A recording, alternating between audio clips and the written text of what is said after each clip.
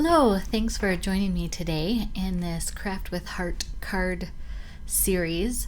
And this is where I'm modifying the cards. I call it Amanda-izing them, just to show you some different things you can do and hopefully free you up for taking the card and making it work for you. These were the tools that I used or thought I would use. I didn't end up using the black cardstock, I think, in either of these cards. I did use them for some of the earlier cards. Then I have the Shimmer Brush pens.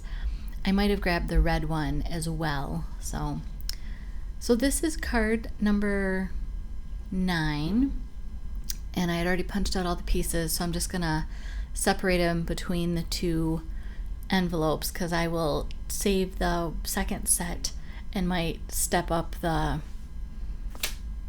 card even another notch with adding more supplies and more actual paper and things. I was trying to do this first set with just minimal add-ons to make it easier.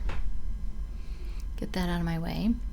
So then I like to take a look at the workshop guide and take a look at what they did just to see. Oh, missed a star, gotta put that in. So that I can see what direction they were going in and all. And I'm just dry fitting. I strongly recommend dry fitting your pieces.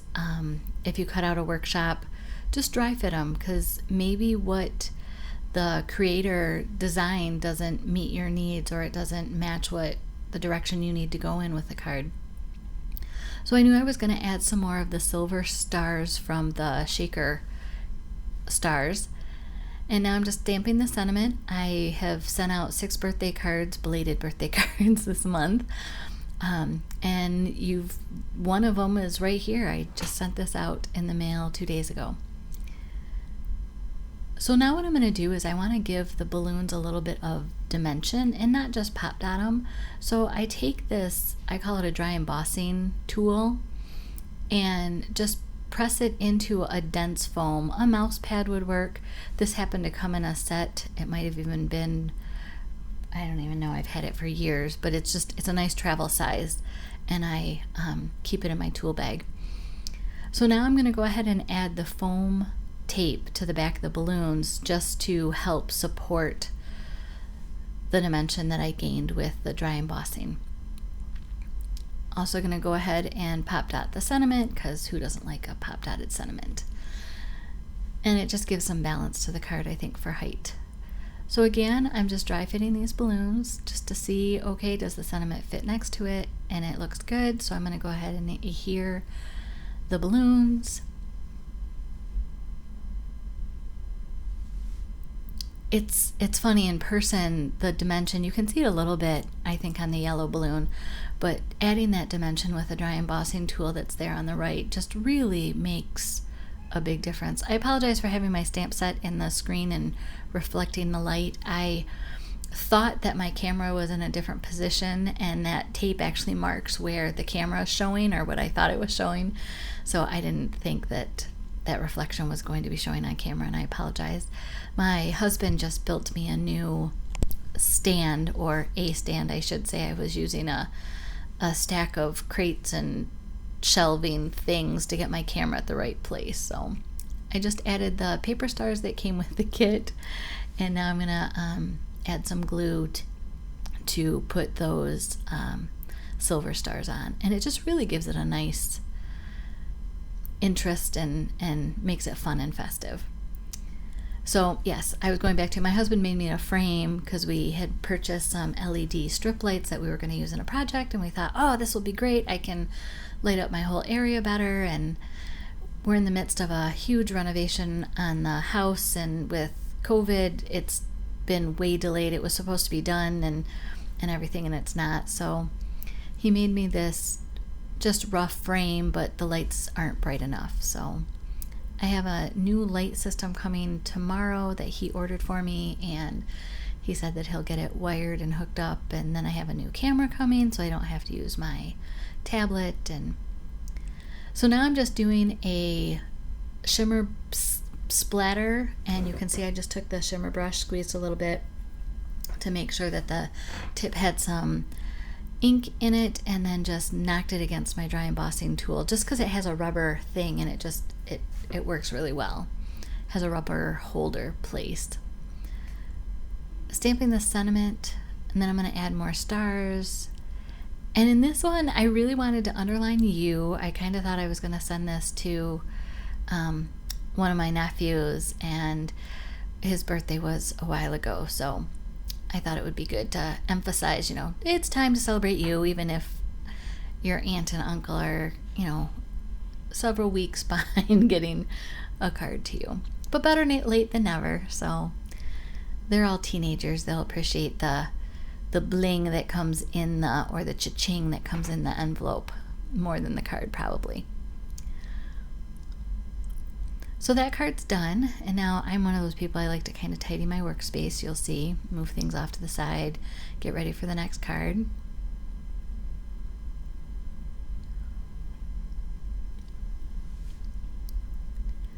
So here I need to punch out all of the stuff for card number 10, and it took a little bit of time, so I sped up the process so you wouldn't have to watch for too long, because it gets a little tedious after a while. So now I'm just dividing the plunder, all the little punch outs that I did, because I punched out both card sets at once, and then you just divide them. So put that all in the envelope, and I will deal with that later. So now I'm going to slow the video down a little bit, and I want to just look at the instructions of what they tell us to do and in what order. It's been a while since I've made a shaker card. Pretty sure I could remember it, but sometimes it's nice to just refresh yourself.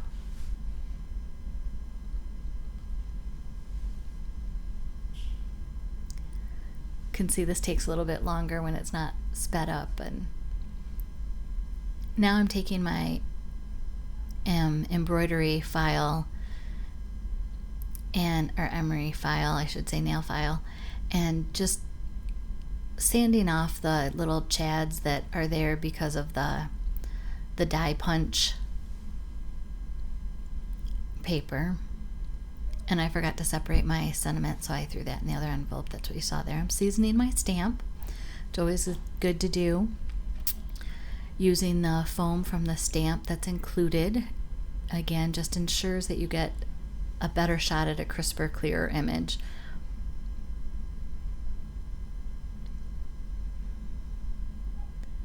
And this says, "It's your day." And this is also a birthday card that was sent out in this week. My nieces and nephews had birthdays all recently, and I missed every single one of them. So I sent them all out, and like I said, they're gonna get it and hopefully be appreciative that they were remembered.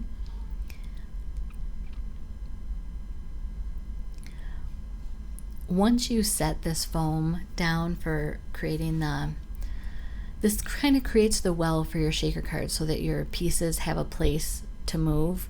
And I'm going to throw all of those punch out pieces in there, and then add those stars. I'm going to add a pinch of more stars. And then I realized that I should turn all of the paper over so that the color side is facing, because once I put the acetate on top, they're not going to have room to flip. So if I want all the colors to show, so I'm just using my jewel picker and picking up all the white X's that I see and flipping them over. And I think it needs a few more silver stars, so I add those in. And then I will grab the acetate sheet. The acetate circles that come in the Close to My Heart shaker foam sets, they have a film on them, and as you can see, it's not always easy to get off.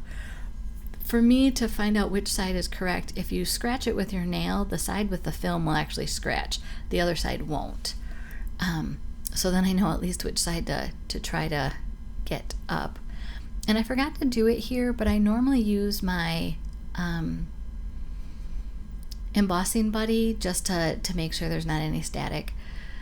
Out here in California, it's so dry. Typically don't have to worry about that, but it is going in the mail and you just never know. So I normally try to do the anti-static on the inside of the acetate, and I forgot to do that. Decided to cut some banner ends in the sentiment, And again, that Chad was bothering me, so I'm just filing it. That's better. So you're going to see that I attach the paper circle on top of the acetate with liquid glue. Well, later that night that popped right off. So don't do that. You need to use adhesive runner or pop dots or score tape or anything that's not liquid glue. So you can attach the paper to paper with the liquid glue and it welds it right away, but the paper to acetate did not stick with the liquid glue. And it didn't hurt anything, I just had to add the adhesive runner later. So again, I'm going to add some more stars, kind of in a burst going from the bottom left to top right. That's how the splatters are on the pre-printed card, so I'm just kind of mimicking that and enhancing it a little bit with the stars. And you'll see that I'll pour some out and use my jewel picker to pick some up. Oh, I already have some on my table, even better.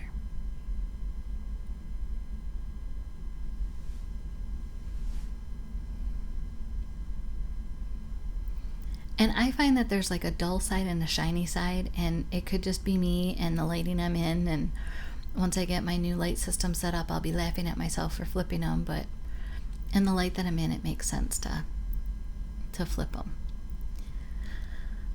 So once again, I'm going to do the happy birthday on the inside because those are the cards I need. And I need to do some splatters, so I'm checking to see what colors are on the front of the card for which splatter shimmer brush I want to do. And I'm using that light green or mint color again. And I really like the look that this little, you can't even see it on the camera, but it's just really nice. It gives a, I think they call it like a noise in the background. And especially for a birthday card, it's a lot of fun. And I had the wrong stamp on the block. I had kept the It's Your Day stamp on it instead of Happy Birthday. So that's why I grabbed my scrap sheet and stamped the ink on it just to kind of keep a little bit more ink off of my ink chamois. The ink chamois is going to stain regardless, but it just keeps a little more ink and I don't have to rinse it as often. So now I'm going to add some more stars to the inside because again, that's just fun. One thing that I did have to do is when I was mailing the cards, I noticed that if any of the glue had eased out from under the stars, because these are really tiny, that there was just a wee bit of stick, not a whole lot. So I just took my embossing buddy at that point and dusted the front of the card and the inside of the card so that there wasn't any stickiness at all, and that worked out really well. So there we go. Card number 10 is done. And I'm going to flip over to a bigger image. There we go. And you can kind of see the dimensions on that. Have a great day. If you think of it, subscribe to my channel.